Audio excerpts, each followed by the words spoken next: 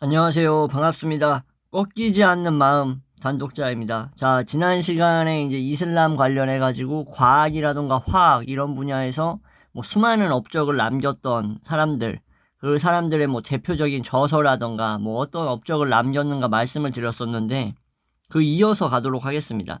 그래서 식물학, 동물학, 뭐 자연과학 같은 분야에서도 뭐 발전이 일어났다고 말씀드리면서 영상이 이제 끝났었어요. 그래서 이어서 말씀을 드리면 1121년 이게 이제 12세기라고 볼 수 있죠. 이때 이제 알카진이라는 사람이 뭘 했냐? 바로 지혜의 저울의 서라는 책을 냅니다. 출판을 해요. 그래서 이 책에서 이제 뭐 측정 기술이라던가 뭐 저울을 제조하는 방식 아니면은 뭐 기계를 제작하는 거 그리고 뭐 물리학, 뭐 고체 이론, 뭐 질의 작동 원리 뭐 이런 뭐 복합적인 것들을 설명을 하고 있고 또 이제 지구를 중심으로 해가지고 지구 중심을 향하고 있는 어떤 우주의 뭐 에너지 뭐 우주 에너지 같은 것들을 발견했다고 이제 주장을 합니다. 이 이제 책에서. 이게 이제 사실상 이 뭐 지구의 중심으로 향하는 우주 에너지가 뭐겠어요? 그죠? 그래비티, 중력이죠, 중력. 중력에 대한 얘기를 벌써 하고 있는데 이제 본인도 이제 이게 뭔지 정확하게는 모르니까 중심을 향하고 있는 에너지다라는 식으로 얘기를 하는 거죠. 예. 그리고 뉴턴의 사과는 2로부터 566년이 흐르고 나서야 사과나무에서 땅으로 떨어지게 됩니다. 그러니까는 이 이슬람 사람들이 뭐 알게 모르게 엄청난 영역에서 선구적인 역할을 했다라는 게 확실하죠. 그리고 천체의 움직임을 다뤘다고 할 수 있는 이 알 파르가니라는 사람이 이제 뭐 천문학의 원리라는 책을 썼어요. 천문학의 원리. 이 알파르가니의 천문학의 원리라는 책에서 이제 뭐 단테의 이제 비타누바라는 책이라던가 아니면 뭐 콘비비오 그리고 희곡과 같은 작품 뭐 이런 것들 이런 단테 작품 속에 이 알파르가니의 천문학의 원리라는 책이 나옵니다. 단테 누군지 아시죠? 이탈리아의 시성 그죠? 단테 알리기에리 뭐라 그러지 그거를? 라코메디아라 부르나? 그 앞에 그 정관사라 부르나? 갑자기 그게 생각이 안 나요. 디바인 코메디아라 부르나? 아무튼 그 신곡 있죠. 예. 천국, 연옥, 지옥으로 나뉘어져 있는. 예. 그래가지고 여기에 이제 베르길리우스 로마 시인의 인도를 받아가지고 단체가 이 세 구역을 여행하는 그 걸작 중에 걸작에 이제 뭐 이러한 천문학의 원리라던가 이런 책이 나온다라는 게 중요합니다. 자, 그래서 뭐 지금까지는 뭐 이제 뭐 식물학, 동물학 그리고 뭐 자연과학 분야에서도 이런 비슷한 이제 발전이 있었다고 말씀을 드린 거고 혀가 이렇게 꼬이는지 모르겠네 이게 갑자기. 자, 아무튼 다음은 이제 이슬람 문명의 이제 기술 이거에 대해서 설명을 하려고 합니다.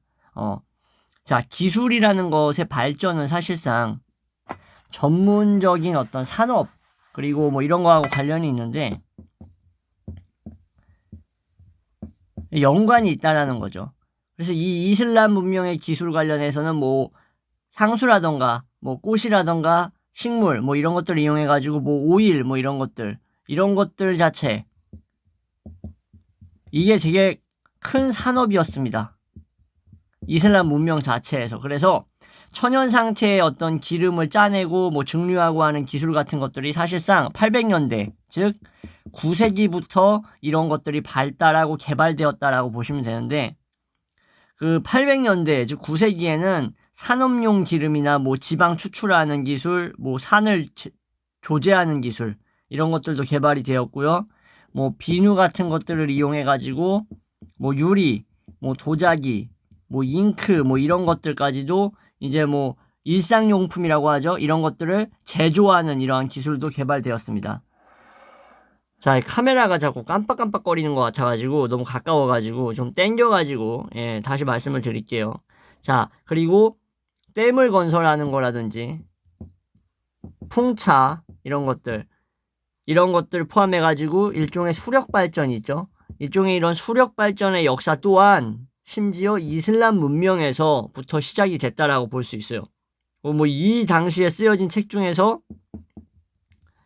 상당히 이목을 끌었던 책이 있는데 뭐냐면은 독창적인 장치에 관한 책이라는 제목의 책입니다.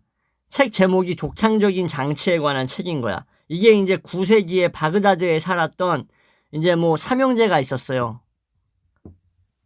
이라크 바그다드 지역에 살았던 삼형제. 이 삼형제의 이름이 뭐 바누무사 삼형제라고 부르는데 이 삼형제가 이 책을 쓴 거예요. 독창적인 장치에 관한 책이라는.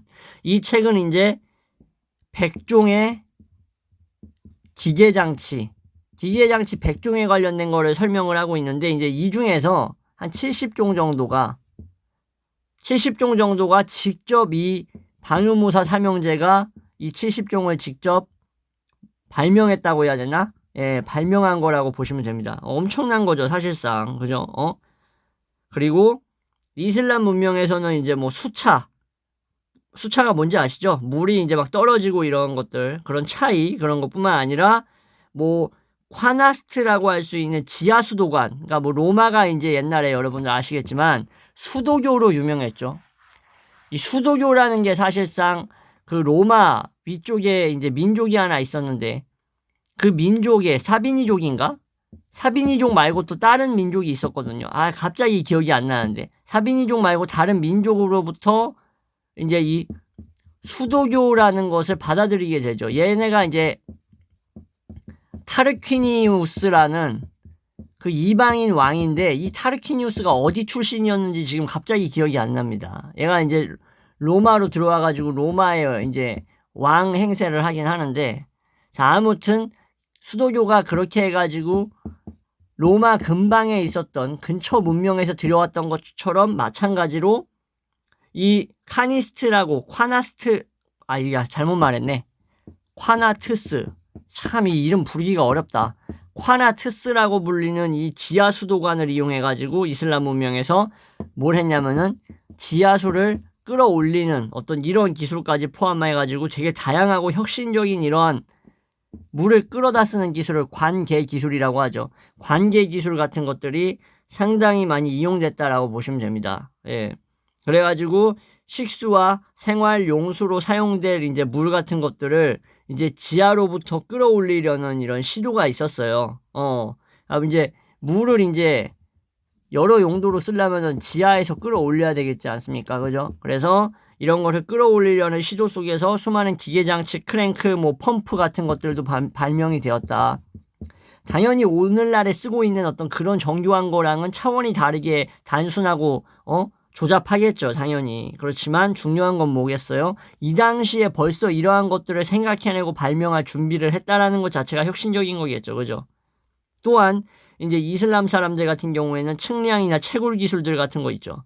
뭐 철강 이런 것들까지 개발을 했다라고 보시면 됩니다. 그러니까 기술 관련돼 가지고 상당히 많은 분야에서도 업적을 남긴 거죠.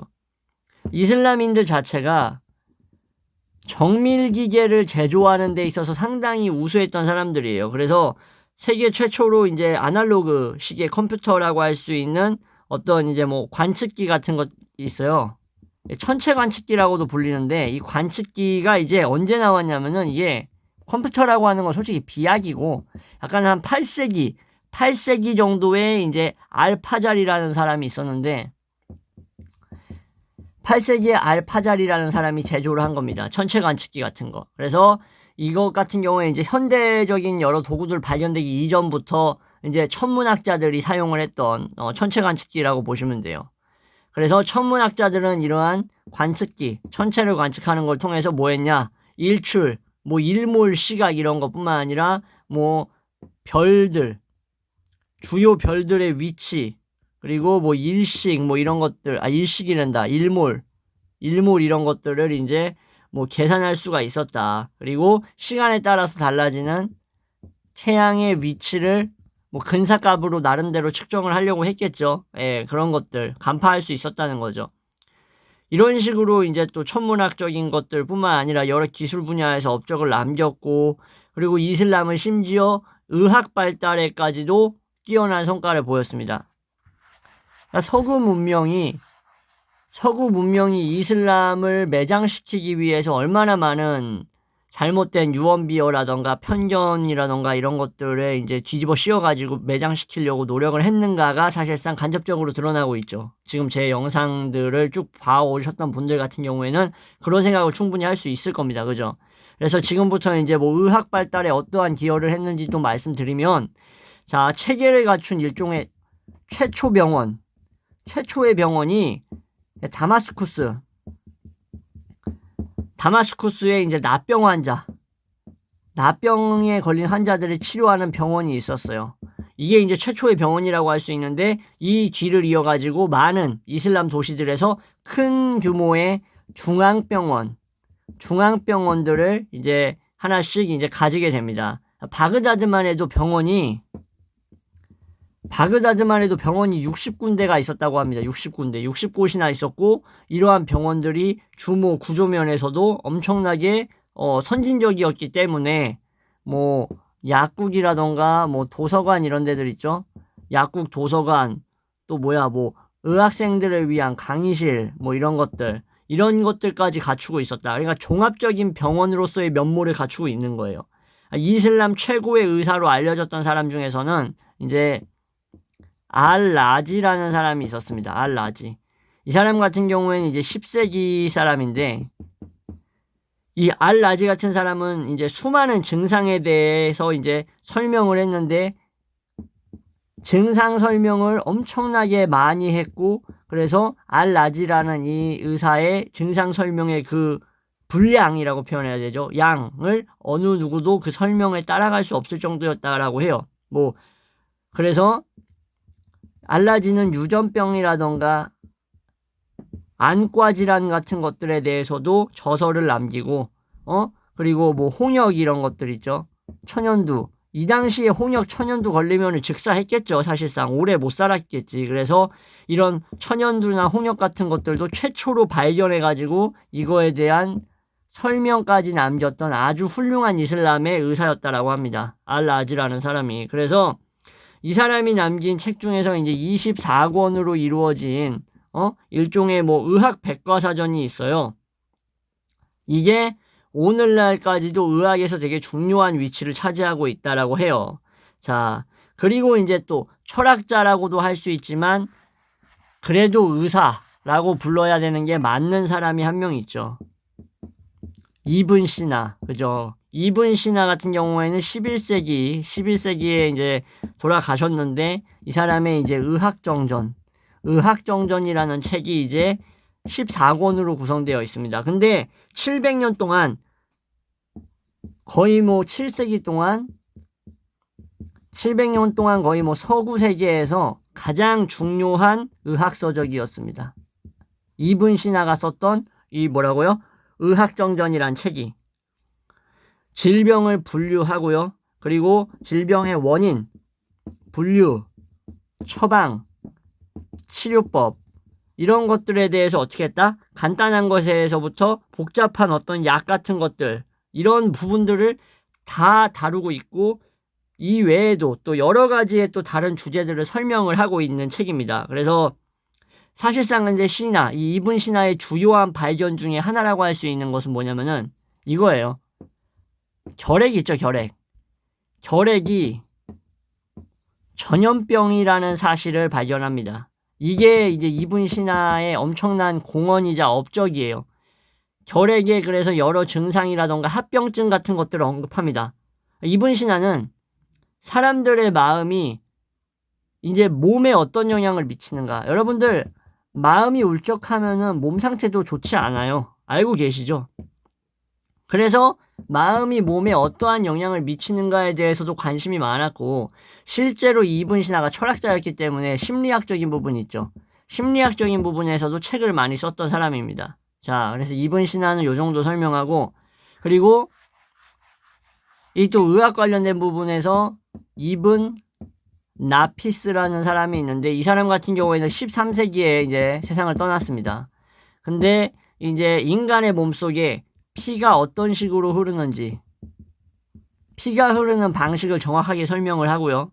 그리고 중요한 것은 이 사람이 그렇게 훌륭한 업적을 남겼는데도 불구하고 1628년 17세기죠. 이때 영국인 하비 의사, 이름이 하비죠. 하비 의사가 혈액순환의 본질에 대해 밝힌 이제 영국 의사라고 할 수 있는데, 이 사람의 공언으로 돌아갑니다. 그러니까 이븐 나피스가 이미 몇백 년 전에 피가 흐르는 방식을 정확하게 설명을 했는데, 이 나피스의 업적이자 공로가 어떻게 됐다고요?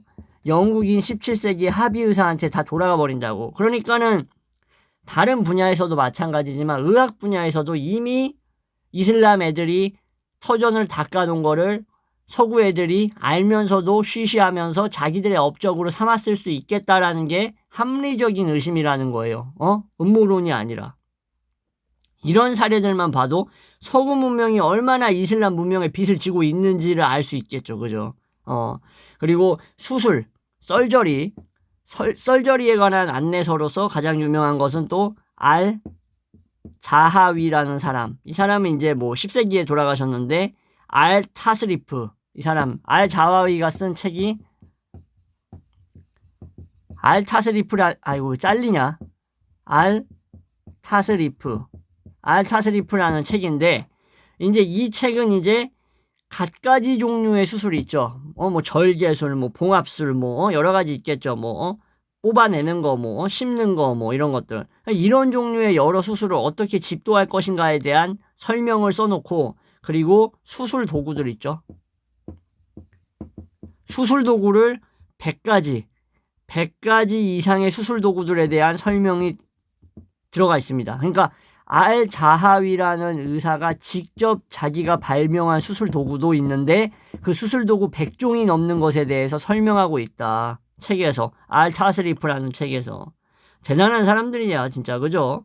그리고 자하위는 또 치과학이 뭐 이빨 관련된 거겠죠. 치과학을 또 발전을 시켰고, 또 이제 치열 교정 관련해가지고 또 성형수술도 이제 시행을 했던 사람이고, 참 여러 가지 했습니다. 그죠?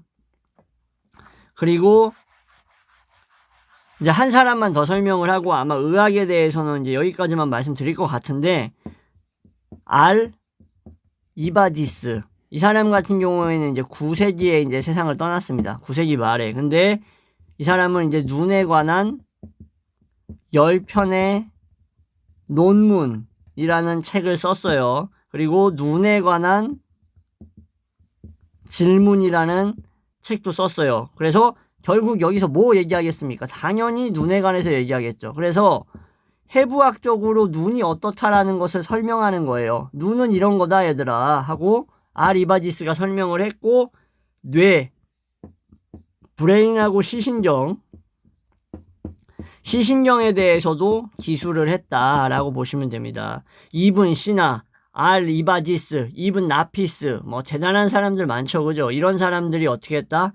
각자 다 자기의 저서를 통해서 이미 서구 문명에서 얘기하기 전부터 의학 발전뿐만 아니라 기술 발전 이런 것들에 대해서도 이미 선구적인 어떤 자리를 확고하게 잡고 있었고, 서구 문명 근간의 지식의 토대를 형성하고 있었다라고 보시면 될 것 같습니다.